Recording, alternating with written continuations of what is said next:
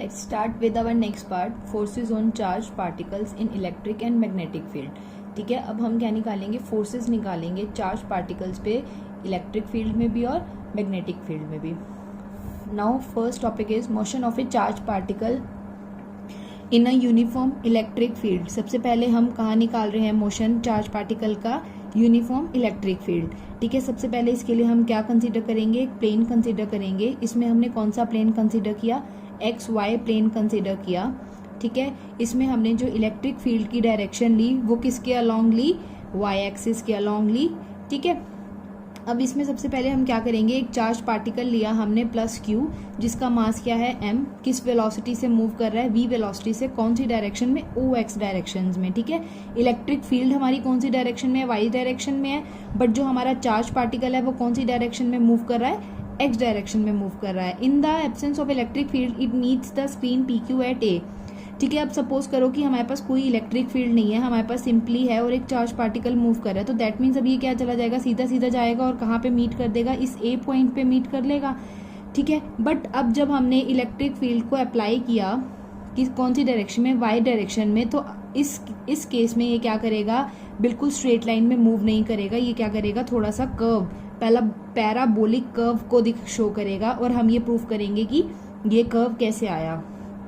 ठीक है, the direction of this force is in the direction of electric field that is along O Y. ठीक है, अब इस फोर्स की डायरेक्शन डायरेक्शन क्या होगी, जो इलेक्ट्रिक फील्ड की डायरेक्शन है, ऑब्वियसली जो हमारा चार्ज पार्टिकल है वो किस डायरेक्शन में मूव कर रहा है, इस डायरेक्शन में मूव कर रहा है. जैसे जैसे उस पर फोर्स लगेगा तो वो क्या करेगा, ऊपर ऊपर ऊपर की तरफ जा रहा है. ऊपर कौन सी डायरेक्शन है, वाई डायरेक्शन है. इट मीन्स जो फोर्स की भी डायरेक्शन होगी वो कौन सी डायरेक्शन हो गई, वाई डायरेक्शन हो गई.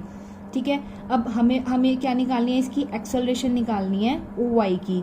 आपको पता है फोर्स की वैल्यू क्या होती है, मास इनटू एक्सेलरेशन, और फोर्स किसके इक्वल होता है, चार्ज इनटू इलेक्ट्रिक फील्ड. ठीक है, हमने ये पिछले टॉपिक में देखा. ओके, अब क्या हो जाएगा इससे, अब दोनों क्या है, फोर्स की वैल्यू है तो एम में को क्यू ई के इक्वल लिख सकते हैं. ठीक है, जब एम को इस साइड ले जाओगे तो एक्सेलरेशन क्या आ गया, क्यू ई बाई एम आ गया. This acceleration being perpendicular to the motion of charge particle will not change the speed of charge particle along O X. अब ये क्या करेगा, जो ओ एक्स में आपकी जो स्पीड है इसको चेंज नहीं करेगा. ठीक है, if X is the length of the region of electric field then the time taken by the charge particle to transfer its given by. अगर क्या कहता है, एक्स क्या है, लेंथ है. ठीक है, उस इलेक्ट्रिक फील्ड की, ये हमने क्या ले लिया कि इस रीजन में हमारी इलेक्ट्रिक फील्ड है, तो अब इन्होंने एक्स डायरेक्शन में क्या ले ली, उसकी लेंथ कंसीडर कर ली. तो हमारा टोटल टाइम कितना हो जाएगा, डिस्टेंस ओवर स्पीड होता है. ठीक है, डिस्टेंस कितना है, एक्स हो गया, स्पीड कितनी है, कितनी वेलोसिटी से आ रहा है, वी वेलोसिटी से हमारा मूव कर रहा है. Okay, if y is the displacement of charge particle along OY direction in the electric field during time t then using relation. ठीक है, अब हम क्या निकालेंगे, इस रिलेशन को यूज करते हुए हम क्या निकालेंगे, पैराबोलिक पाथ कैसे आया हमारा, हम उसको फाइंड आउट करेंगे. हमें पता है इनिशियली वो क्या था, रेस्ट पे था. ठीक है, एक्सेलरेशन हमने फाइंड आउट कर ली, ओ वाई डायरेक्शन में हमें निकालना है सब कुछ. ठीक है, ओ वाई डायरेक्शन में आपको पता है स्पीड क्या है, u जीरो है. ठीक है, क्योंकि ये इस डायरेक्शन में मूव कर रहा है ना, और हम किस में निकाल रहे हैं, ओ वाई डायरेक्शन में निकाल रहे हैं, इसलिए u को हमने क्या लिया, यहाँ से जीरो ले लिया. ठीक है, अब क्या करेंगे हम, ये जीरो तो ये वाली टर्म जीरो हो गई, तो सेकंड टर्म क्या रहेगी, half Q E by M X by V का होल स्क्वायर आ गया यहाँ से. ठीक है, एक्स स्क्वायर हमने क्या निकालना है, एक्स स्क्वायर की टर्म में निकाल लिया, वाई की टर्म में निकाल लिया. ठीक है, 2m ऊपर चला गया, क्यू ई नीचे आ जाएगा यहाँ से, वी स्क्वायर भी इस साइड ऊपर चला जाएगा. अब आपको मास पता है, वेलोसिटी पता है, चार्ज पता है, इलेक्ट्रिक फील्ड पता है, ये सारी वैल्यू क्या है, आपकी कांस्टेंट वैल्यू है. क्योंकि आपको इन सबकी वैल्यू पता है तो इन्होंने क्या दे दिया, इसको के कांस्टेंट नाम दे दिया.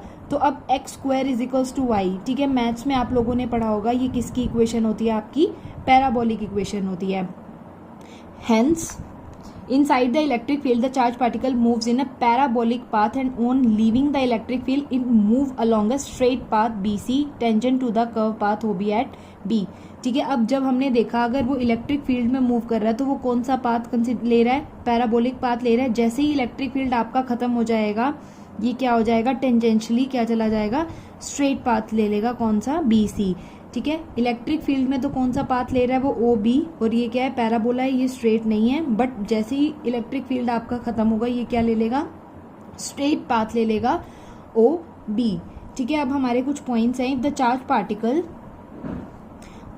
Charge particle having charge Q is at rest और moving in the direction of electric field E। अब वो क्या कहता है, जो आपका चार्ज पार्टिकल है उसका चार्ज कितना है, Q रेस्ट पे है और क्या कर रहा है, इलेक्ट्रिक फील्ड की डायरेक्शन में ही मूव कर रहा है, तो it experience a force QE in the direction of E, hence the particle is accelerated in the direction of E। अब वो क्या कहता है, अगर आपका चार्ज पार्टिकल पहले कौन सी डायरेक्शन में था, परपेंडिकुलर डायरेक्शन में था, बट अब वो कहता है अगर इलेक्ट्रिक फील्ड की ही डायरेक्शन में मूव कर रहा है तो वो कितना फोर्स एक्सपीरियंस करेगा, Q into E force experience करेगा। ठीक है, और क्या हो जाएगा, पार्टिकल एक्सेलरेट होगा क्योंकि उसको डी एक्सेलरेट करने के लिए कुछ नहीं है, पार्टिकल भी आपका इसी डायरेक्शन में मूव कर रहा है और फोर्स भी आपका इसी डायरेक्शन में लग रहा है, तो पार्टिकल क्या हो जाएगा, आपका एक्सेलरेट कर जाएगा।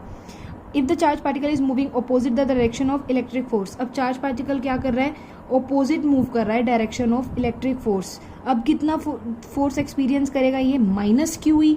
ठीक है, इलेक्ट्रिक फोर्स से नेगेटिव डायरेक्शन में है तो माइनस QE फोर्स करेगा, क्योंकि क्या कर रहा है, इलेक्ट्रिक फील्ड अब उसको अपोज कर रही है। ठीक है, पहले चार्ज पार्टिकल किधर जा रहा है, इधर, इलेक्ट्रिक फील्ड इधर लग रही है, तो वो क्या कर रही है, फोर्स उसको अपोज कर रही है। ठीक है, तो अब की बार कितना लगेगा, माइनस QE। और क्या उस केस में तो एक्सेलरेट कर रही थी, बढ़ रही थी उसकी। ठीक है, इस केस में क्या होगा, डी एक्सेलरेट करेगी या रिटार्डेड करेगी, उसकी स्पीड घट जाएगी। If the charge particle moves perpendicular to the electric field. अब वो क्या कहते हैं, चार्ज पार्टिकल परपेंडिकुलर है। परपेंडिकुलर कौन सा केस है, जो हमने ये देखा। ठीक है, और ये कौन सा पाथ आपका फॉलो करता है, parabolic path. Next are some key points. If the charged particle is describing a circular path R under the effect of perpendicular electric field, example motion of the electron। ठीक है, अब वो क्या कहता है, चार्ज पार्टिकल क्या कर रहा है, एक सर्कुलर पाथ जिसका रेडियस कितना है, R है, किसके इफेक्ट में, अगर उसका परपेंडिकुलर जो इलेक्ट्रिक फील्ड है वो क्या है, उसकी परपेंडिकुलर डायरेक्शन में लग रहा है। अभी इस केस में क्या था, आपका स्ट्रेट था अभी तक जो हमने डिस्कस किया। अभी हम अगर उसका पाथ क्या होता है, अगर सर्कुलर पाथ फॉलो करता है, उस केस में जो हमारा मोशन है इलेक्ट्रॉन का वो क्या होगा। ठीक है, उस जो आपकी फोर्स है वो अप्लाई करेंगे जब, तो किसके इक्वल हो जाएगी, इनवर्सली प्रोपोर्शनल टू R² हो जाएगी। ठीक है, और जो आपका वेलोसिटी वेक्टर था इस केस में वो क्या हो जाएगा, ये भी इनवर्सली प्रोपोर्शनल होगा, बट 1/√R। ठीक है, फोर्स क्या हो जाएगी, 1/R² के इनवर्सली प्रोपोर्शनल हो जाएगी, बट वेलोसिटी वेक्टर क्या हो जाएगा, √R, 1/√R। ठीक है, और आपका जो टाइम पीरियड हो जाएगा, टाइम पीरियड ऑफ रेवोल्यूशन हो जाएगा, वो किसके डायरेक्टली प्रोपोर्शनल हो जाएगा, R³ के